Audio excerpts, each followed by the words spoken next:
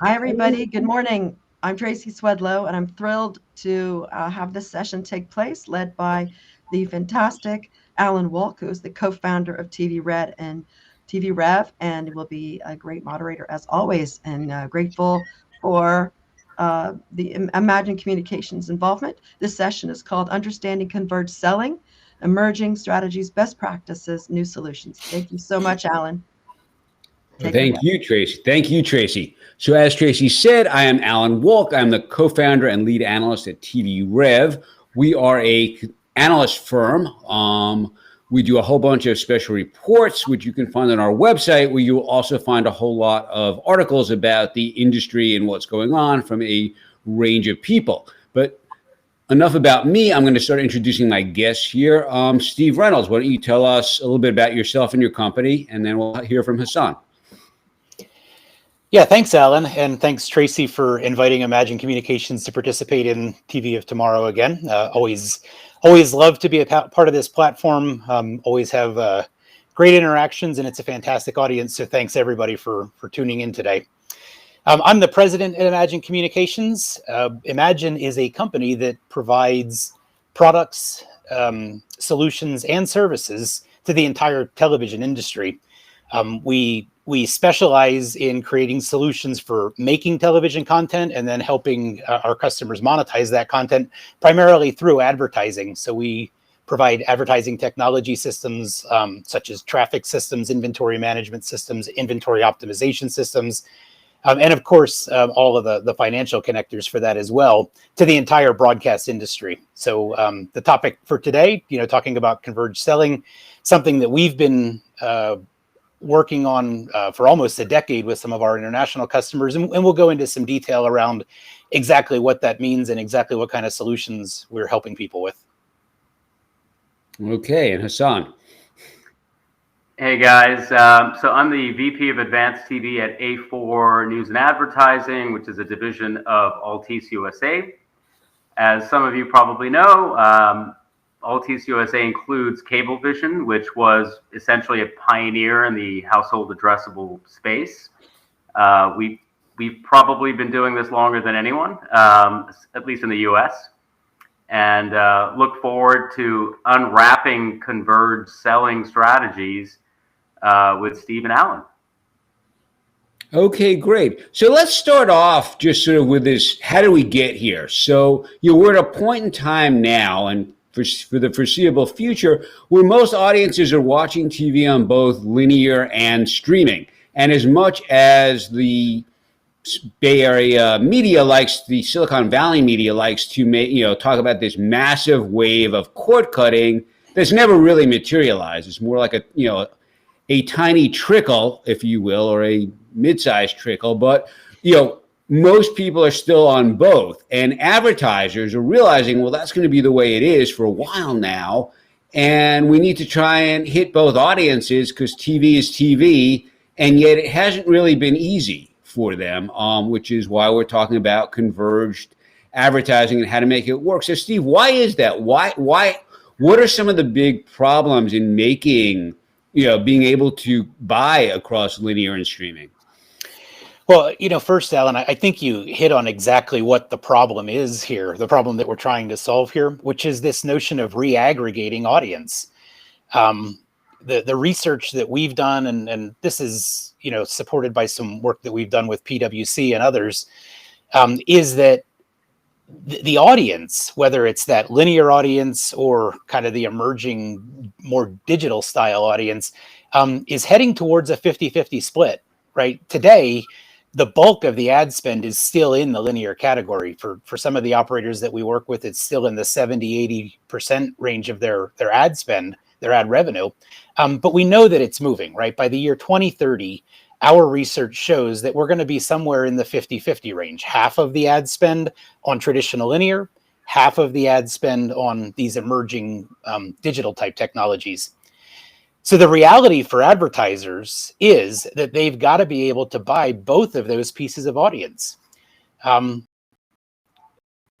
challenge for the companies that control the inventory, and that's the broadcasters and the cable operators, and the VMPDs and the CTV platforms, the challenge that those guys have is they have to find a way to bring that entire audience together into one representative pool.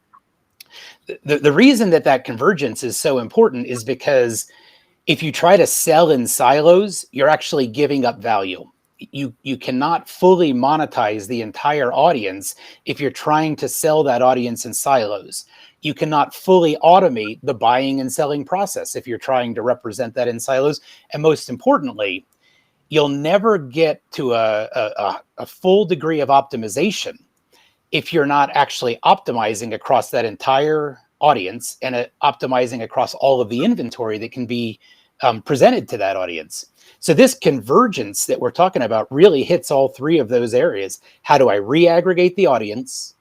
How do I automate the buy-sell platform so that it can be bought effectively and efficiently? And how do I optimize across all of those different kinds of viewers and all of the different inventory types that are available in order to optimize the return, for the sell side? Yeah. Now, super quickly before I get to Hasan, can you explain what you mean by optimize? Sure. Yeah. Optimization, it covers a couple of different areas of what we do here at Imagine. It usually starts off with the process of optimizing yield. So making sure that you're using the inventory that you have in the most efficient way. And by the way, Alan, that applies to both linear and digital. There's a lot of linear optimization techniques that we've worked on over the course of the last 10, 15 years to make sure that linear is being used optimally. And in many cases, what that means is selling your linear inventory as though it was an audience-based inventory. Instead of selling spots, you transition to a selling model for linear where you're selling the impressions, selling the audience. But by starting to use yield optimization as a way to make sure that you're getting optimal utilization and therefore optimal profit off of the inventory you have, then you can start to move into other optimization techniques like addressability, like targeting, and eventually even going into personalization. Gotcha. Now, Hasan, you guys, as Tracy had mentioned, were sort of the pioneers among the pioneers in doing addressable on linear, through Cablevision. So how is this all affecting you guys now? And then sort of what are you seeing from your POV? Yeah, so it's interesting. There are so many people in the U.S. that are working really hard at bringing about, for lack of a better word, something akin to a minimum viable product, right? And there are certain moving parts that build upon that minimum viability. All of it is underpinned by value, right? As Steve mentioned. So every marketer out there, I think bar none, is looking at sales and outcomes. They're not necessarily going to go marching into the boardroom saying, "Ooh, look at how many impressions I got," because ultimately that's just a means to an end. So how do we get to the end? I think Steve is 100% right. There need to be ongoing efforts with the MVPDs, VMVPDs, etc., and the content creators themselves to come up with a way to create enough uniformity along with scale so that the buyer at the end of the day can get to what they really have always wanted, which is outcome, right? And value, and making sure that the incrementality they're achieving is actually real, right? As opposed to, well, it's all kind of, siloed over here and siloed over there, and maybe we did it right, maybe we didn't. So getting rid of some of those maybes, I think, is the key. Gotcha. Now, when you say outcomes, you're talking sort of business outcomes, attribution, that sort of thing. At the end of the day, it doesn't matter whether you're Pepsi Cola or a smaller regional advertiser. You're looking to sell stuff, whether it's goods or services, right? That's what I mean by outcome. At the end of the day, that's the only thing that matters. Right. Then do you think that, and one of the things we've heard that one of the things that might be holding this up is that there are still, a decent number of advertisers who don't really see TV in that granular sense. It's just like it's brand building, it's image, and I use digital for like selling stuff, and it's sort of getting them to wrap their head around, like, you can do both. Yeah, well, it's funny. I'm sure we all remember what direct response television was all about, when it started. I mean, if I'm not mistaken, CNN basically used DR to come up with a way to create their own ratings, for lack of a better word, back in the day, like the 80s and 90s, right? So I think those of us that have been embroiled in it know that TV is a very effective medium. It's not just reach. And also branding, I think, gets a misnomer, right? Branding, I had this conversation yesterday with a colleague. The purpose of branding is to make the audience feel comfortable in paying more for your good or service, not just for buying it, right? It's to create that differentiation. At the end of the day, without television as an integral part of your funnel, there's nothing for digital to do. And then just real quick, so digital gets used for all these measurements, et cetera, right? And analytics, because it's easier to measure. That doesn't necessarily mean it doesn't mean more than that, right? So if we can make television more measurable, in my opinion, that's kind of a no-brainer. Right. That makes a lot of sense, because you so much on digital is sort of this last click attribution, and I think people have started to realize that doesn't make any sense. Somebody saw 20 TV commercials and then went online to buy it. It wasn't because you ran a banner that they bought it. It's because they saw the 20 TV commercials. Now I want to switch from that, Steve. You were talking about sort of these automated systems and all, and can you explain a little bit, A, how that works, and B, why that's a better way to do things than the way we do now, and how that solves our problem of cross-platform? Yeah, it's really a scaling and adoption accelerator. And Hasan actually referenced this earlier, right? The more commonality that there is in the way that operators are representing inventory, the more commonality there is in the way that they're allowing the buy side to see what's available and to buy what's available. And the more that we're able to automate those kinds of transactions, the faster the adoption will go. We were talking a little bit before we went live here about some of the differences between the geographies that Imagine serves. And, the reality is that the UK is well ahead of the US in terms of moving towards this kind of a converged selling platform. Why is that? Well, a lot of it is because they got started earlier, right? Back in the middle of the 2000s. The UK, a lot of the big operators there, and I'm talking about Sky and ITV and Channel 4, they all got together and decided on an electronic buy-sell interface. It's a consortium that's called CARIA, CARIA. And they actually agreed on an electronic buy-sell interface that the agencies and the advertisers could use to order television inventory. And I'm talking about just traditional linear television inventory. But they use that as a starting point. And that whole ecosystem has now evolved to the point where VOD inventory and addressable inventory is all represented within that kind of an electronic buy-sell interface. It's that notion of the rising tide lifting all boats. Everybody agreed to do things in a similar way. That fostered more rapid adoption, and that actually led to a more rapid and a more consistent evolution of the buy-sell ecosystem in that market. We see that same kind of thing happening in other markets around the world too. Australia is already moving in that direction. South Africa has made some progress in that direction. And interestingly, it looks like here in North America, it may be the Mexican market that goes first towards that kind of a converged approach. Now, is that because in a lot of those countries, a lot of linear TV is available on an addressable basis? Not necessarily. It's more of a business model change than it is a technology change.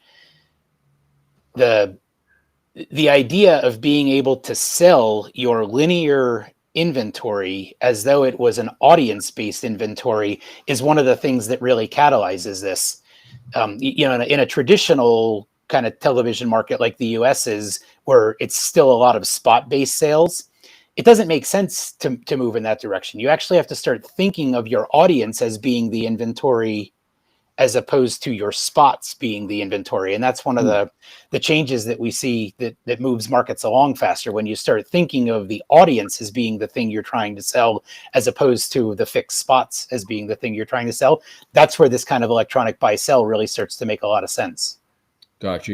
And what do you see? What are you guys seeing with that, Hasan? Are people asking you more like, hey, can we do more, can you give us more addressable inventory? Or, and how are you working to sort of integrate with, with people who want to get streaming? Well, so I wanted to quickly touch on what Steve just said as well. So I think it's, it's evident in across all of the MVPDs today in the U.S. There's already definitely forward momentum on switching or converting buyers from units to impressions, right? Sometimes that can be a tougher sell, depending on whether it's a tier 1, 2, or 3 advertiser and what they're used to and how they see the media landscape working in their favor, right? Like a lot of people are like, oh, I'm used to getting 1,000 spots, right? And so just getting them to think about, well, yeah, but what does that really mean? Both from a buy and a sell perspective is a challenge that I think all the MVPDs in particular are working through. Beyond that, addressability is a key component of an overarching media campaign, right? Or a strategy, or it's a super important part of the tactical workflow. And the reason for that is measurement, right? Yep. That's the one thing that's been missing to some level, right? Especially compared to digital from television. Yep. So by having an addressable complement to an overarching campaign that includes linear in a more traditional contextual manner, along with streaming, et cetera, at the end of the day, it's all about reaching your target audience, right? In the most effective way in total. And so, what we found so far is the, amount of activity that we're getting from an addressable perspective has only been growing, even more so recently, in fact, than in the previous few years, because everyone is beginning to finally coalesce around some commonalities which allow for more integrated measurement and analytics and insights that, frankly, of 10% of your overall, let's say, video budget in addressable impacts what you do with the 80% perhaps that's just quote unquote straight linear, right? So it becomes a feedback loop, which has been missing in television for what it's worth. Yeah, I think Hasan's exactly right about that. One of the things that advertisers love about digital is that feedback loop. It is closed loop. You get that measurement, and you actually get that measurement pretty quickly. Maybe not real time, but it's a pretty fast feedback loop. That's one of the reasons why addressable linear is very appealing to the advertisers. Of course, there's also the benefit of efficiency. You're only buying the viewers that you actually want to address. But in addition to that efficiency, now you're also getting the efficiency of the feedback loop, making sure that the right consumer saw the right message, by the way, with the right frequency and with the right pacing, which is also enabled by these linear addressable systems. So it becomes a really important tool in the toolkit. It's not going to supplant all broadcast linear advertising because, for branding and messaging, broadcast may still be what you want. But for specific offers or specific call to action type advertising, absolutely, you want to move into that addressable space and you want to get that closed loop feedback. Right. And it would seem that, with both what the MVPDs are doing and then some of the newer programs like Project Or, you're not measuring them with Nielsen. You're measuring them with set-top box data or ACR data, which is much more accurate and, much larger base. I mean, it's hard not to have a larger base than Nielsen, but panels, but you have these large bases and you're getting it in almost real time. So that, to your point, that's incredibly critical for them. I wanted to sort of slightly switch gears. During our prep call, you were talking about something called unduplicated frequency, which I thought was really interesting because we hear a lot about unduplicated reach, but unduplicated frequency, especially with streaming, would seem to be across the board, be a key thing now. Can you explain a little bit about what that is and how these sort of automated systems can work for that, Steve? Yeah. So that notion of unduplicated reach or deduplicated reach, depending on how you want to talk about it, is really about making sure that you've hit the right audience, right? You bought a certain audience, and you want to make sure that you're hitting that audience across linear, across digital, across on demand, across time shifted, across all those different models. When you start deduping the frequency, what you're starting to measure now is how often is that consumer, how often is that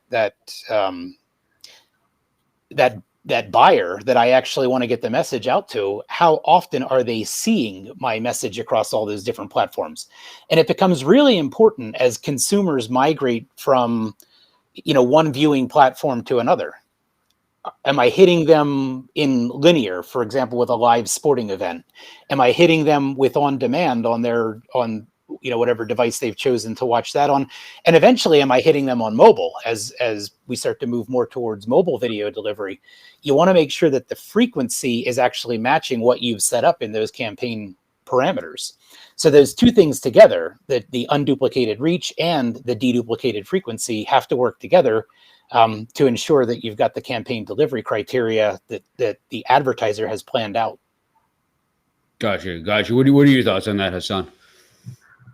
Yeah, no, I think, again, it's, as we all know, in the traditional way, right, we have, your mass reach linear television schedules that typically, depending on how many GRPs you're putting out there, within a few weeks hit that plateau from a reach perspective, at which point all the additional frequency you're doing is actually going back to the people you've already got. Yeah. And so, what we're doing is, of course, adding in CTV at that point to, ensure, and addressability, frankly, to ensure that the additional frequency is actually working harder for the buyer by getting new people on board and increasing the reach rather than just over frequencying those that have already been reached. Now, where it gets, again, in order to do this effectively, and I think this is music to Steve's ears, you need a platform that can handle this. Handle all points of insertion, all types of media that are part of the plan, so you can measure it in a holistic manner. And I think we're getting there, right? I know Imagine is all over this. There are a bunch of other companies that are also getting involved. If only we could somehow figure out how to get to where the UK is, right? Where we all agree on common metrics and common currencies, et cetera. I think that'll just literally open up the floodgates, and it'll be game over as far as the difference between television and digital. Yeah, no, agreed. And one of the reasons that we have so much of this overfrequency is because too often, without any kind of standard, you're having all these different companies buy the different ads, and they don't talk to each other. So you may have the Trade Desk buying an ad, and Pluto and Roku, and it's all sort of coming in on this, on this one person's TV, and whoever owns the app isn't really aware of where it's coming from. So a system that can remedy that is huge. It's even worse than that, Alan, because you have platform silos that are delivering, to you've got a VOD silo, and you've got a cloud DVR silo, and you've got an OTT silo. So you've got siloed delivery models, and then you also horizontally have siloed selling models. Different people repping different pieces of the inventory. And it makes it really hard from the point of view of the inventory owner. So A4 is an inventory owner. They have a large pool of inventory and a large pool of audience that they can control and that they can make decisions based on. But without that kind of a converged platform for reaggregating all of that audience and reaggregating all of that inventory, it just makes it impossible to orchestrate. So breaking down those silos is step number one. Right, right. Now, what do you know, one of the things we also hear a lot about addressable is, especially packaged goods companies that don't have a lot of first party data will say, gosh, I don't know who my audience is. How are you defining it for me? How do I know that I'm reaching the people I want to reach, or I want to reach everybody? Why does addressable work for me, or why does audience-based buying, work for me? What's your response to them? I'm sure you've heard that before. Hasan, why don't you start off with that? Yeah. Yeah, it's funny. If we were to take a look at how digital buys are supposed to work, right? If you look at a Facebook or even a Google, the big guys, typically their recommendation is don't overthink it in the beginning, right? Because it's all machine learning based, algorithmic, data driven insights that, again, in digital, maybe in real time, and TV now with addressability and CTV, et cetera, it's within a day, which is pretty darn quick. You don't have to wait 3 months to get a post. The reality is we don't know necessarily, and and by we I mean the marketer doesn't know exactly who to target necessarily. They know who bought stuff in the past. They have some other data. But in digital, the recommendation is go wide and let the data and the measurement tell you what is actually happening based on outcomes. Like it could be clicks, it could be views, it could be acquisitions, whatever that metric is. That then tells you who your audiences, because it's not just one, are, right? Like if I'm seeing an ad for socks, I may not need them, but maybe I know my kids need them and I'm going to buy them for them, right? So, and that's a silly example. There's so many better ones. But again, the ability to measure through addressability is what makes television more relevant when it comes to an overarching, data-driven campaign, right? Which was not necessarily available until we could measure it this way. And that's the big difference. And that's what a lot of advertisers have already figured out. Those that are forward-leaning are definitely all in making sure that linear addressable television, along with CTV and OTT, are a crucial part of their video campaign. Yeah, Steve, what are you guys seeing on that? And or is that not something that you bump into as much? Oh no, we see it all the time.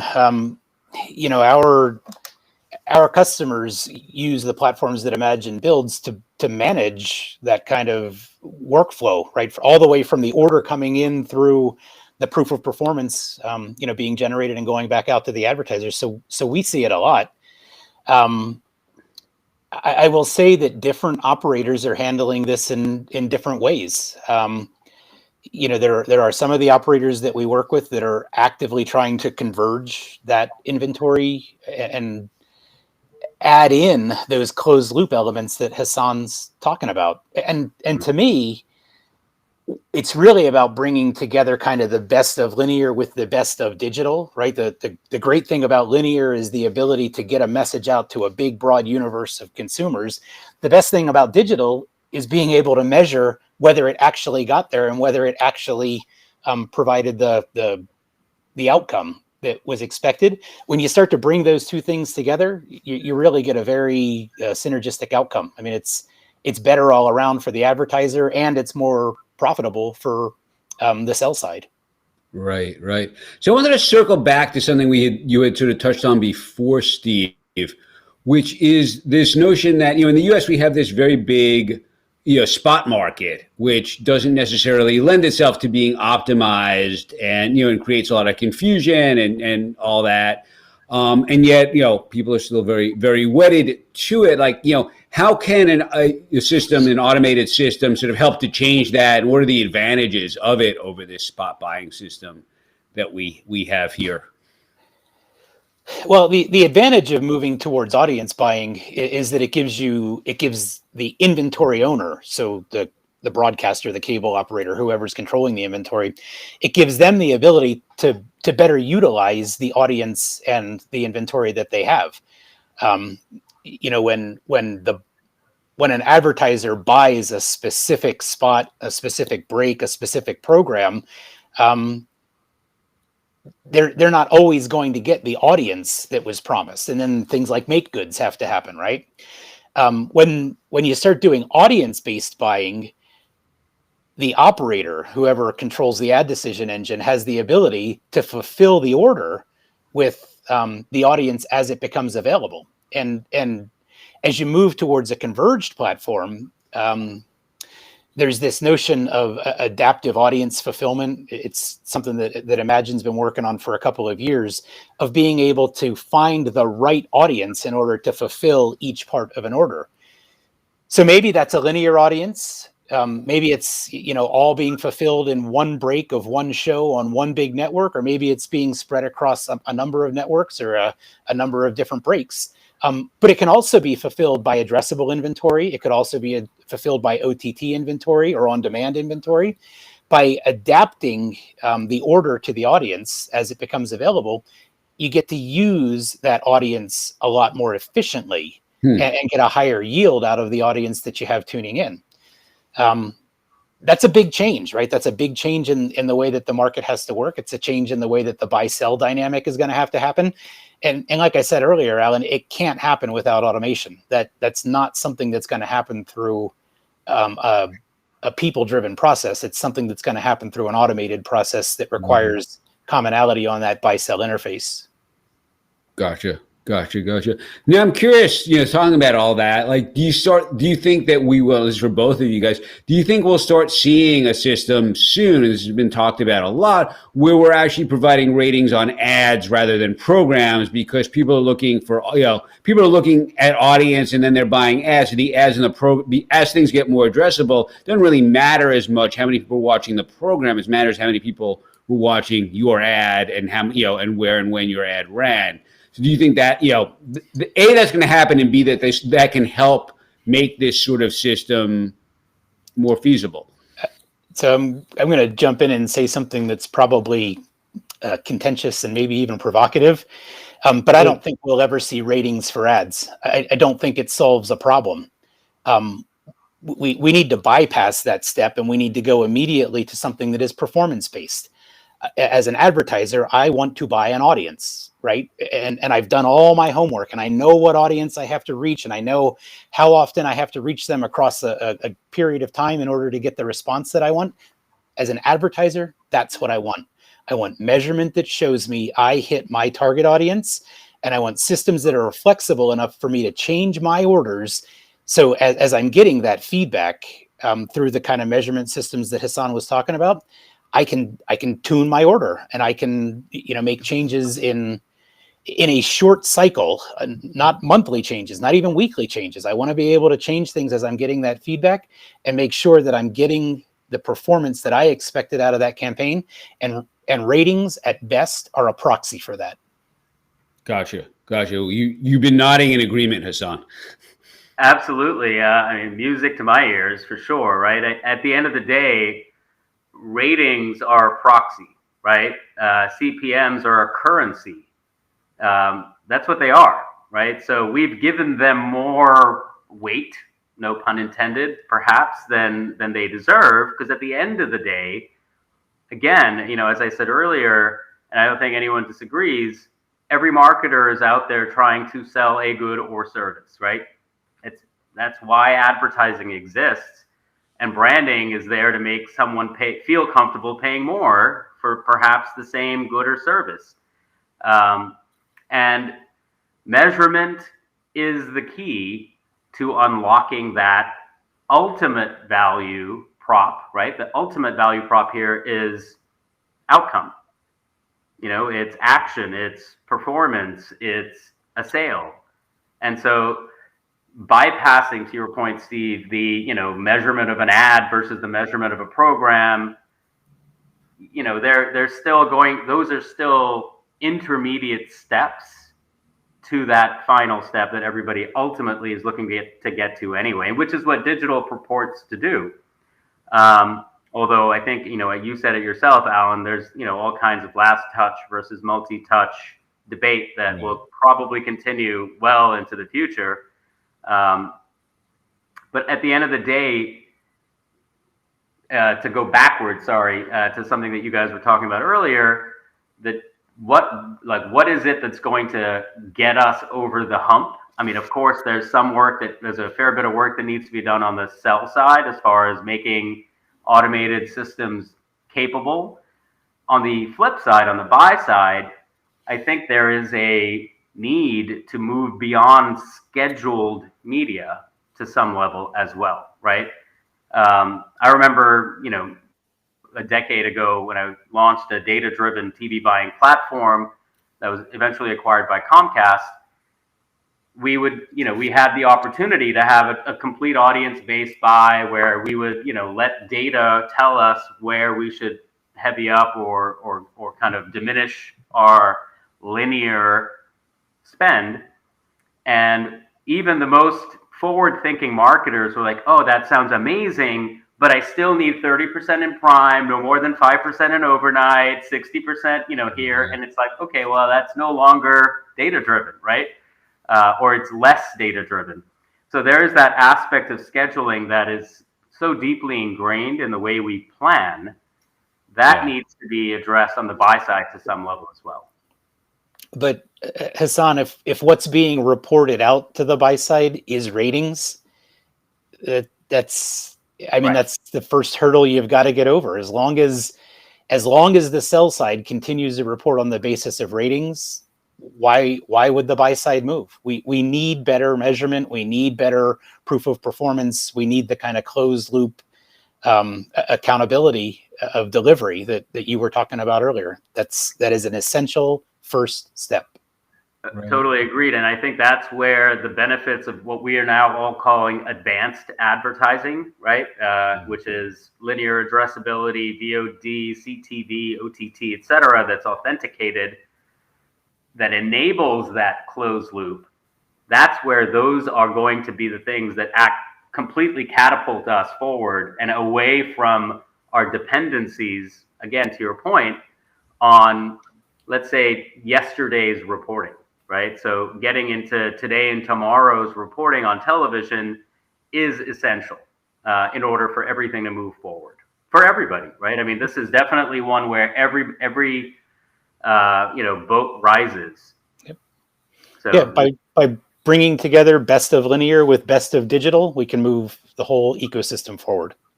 Absolutely. Right. And that's and what you're saying is music to my ears. Is one of the things we frequently preach to our clients is like, yes, on the TV side is your competition isn't the other services. Your competition is digital. People, right? Like when you're going in to look, when your clients are looking at their marketing budgets, they're like, okay, we're going to spend X% on digital and, meaning display and banner ads and mobile banner ads, not on, not CTV. And then they're going to spend the rest on TV. And it's just, even though they kind of know, in their heart of hearts, like, no one really clicks on a mobile ad except, they fat thumb it.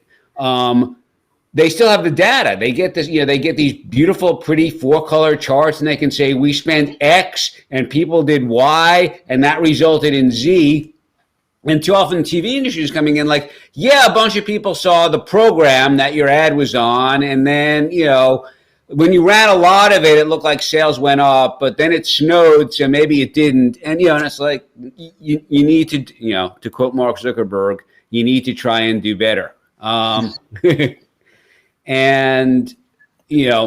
that's been sort of crazy. So I just want to look a little bit. We have like 5 minutes before we turn over to questions here. A little bit about the future. So mostly like, what changes in mindset other than sort of, getting out of that, sort of everything is measured and I need to buy, prime time and this and that, need to happen. And I'll throw this in. Do you think that as CTV becomes more common and there's sort of more sense of like, okay, I didn't buy prime time and daytime and things still worked out, like, is that going to help? But like, what needs to happen, in the mindset of a lot of the ad buyers and sellers for us to sort of get this stuff to, to happen?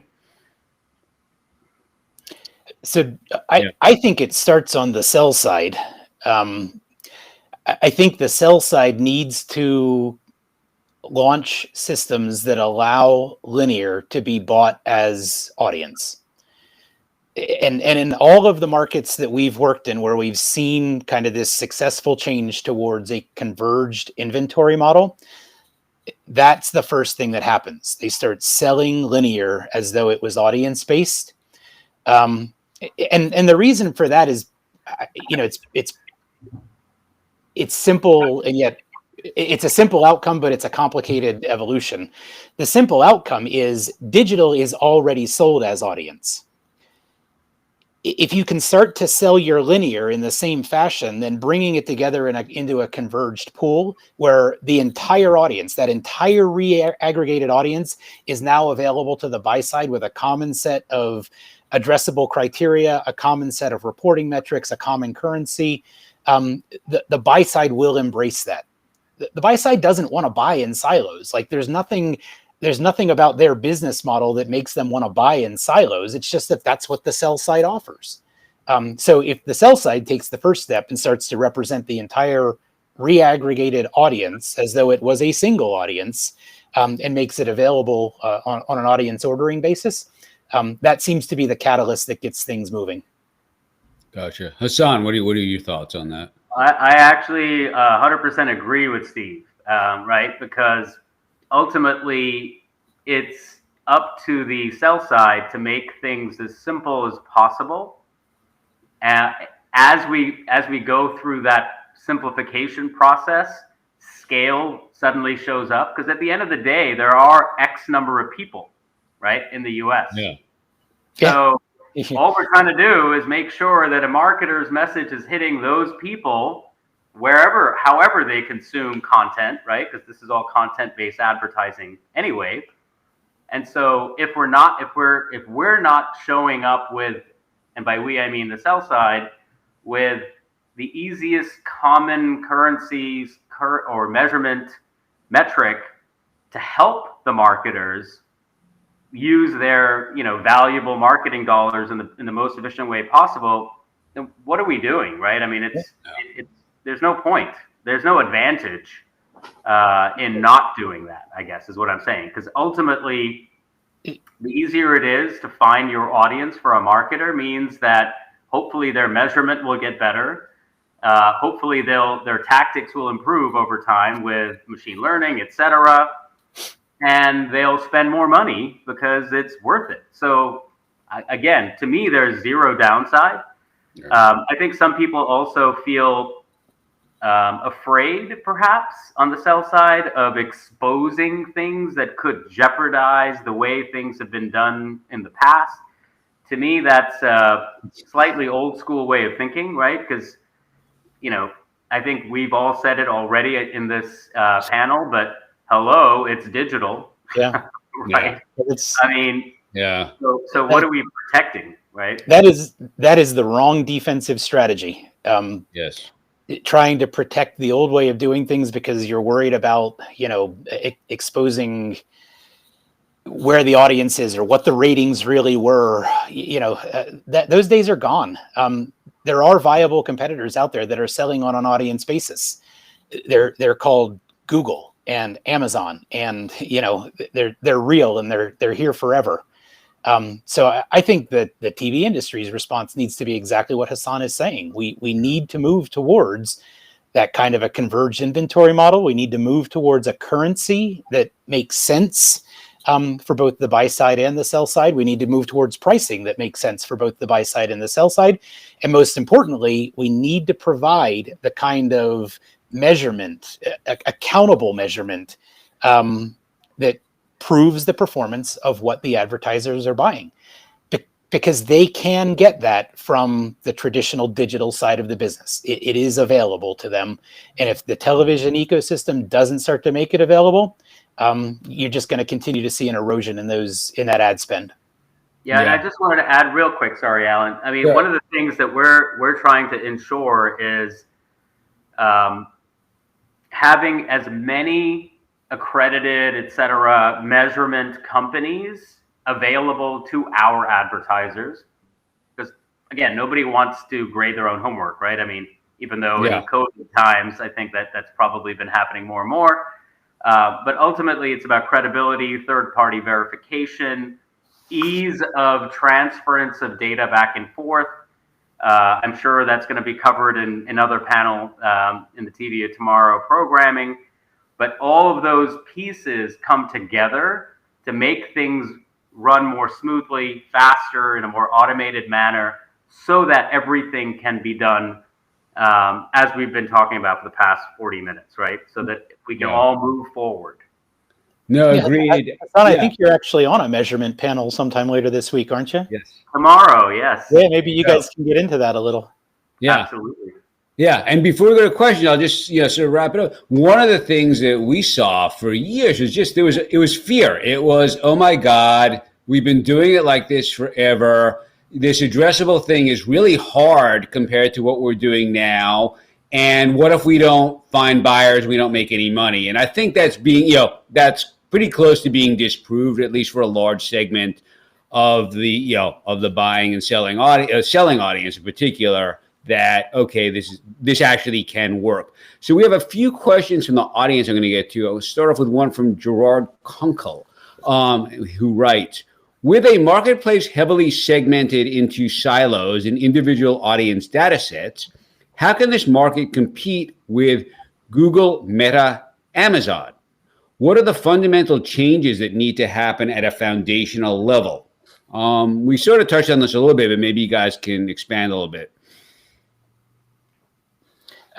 I think it starts with, first of all, agreeing around that currency, right? I mean, how does the television industry actually represent its audience and actually represent performance?